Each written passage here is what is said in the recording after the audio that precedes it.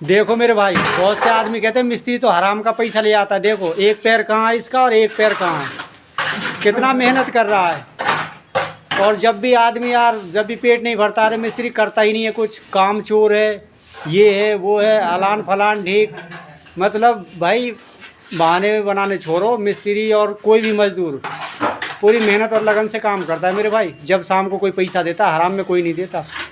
देख रहे हो, एक पैर कहाँ रख रखा है, एक पैर कहाँ रख रखा है, लटक के काम कर रहा है और परात हाथ में ले रहा और हाथ में परात है। देखो आप भाई मेरे, किसी मजदूर की मजाक नहीं उड़ाना चाहिए भाई।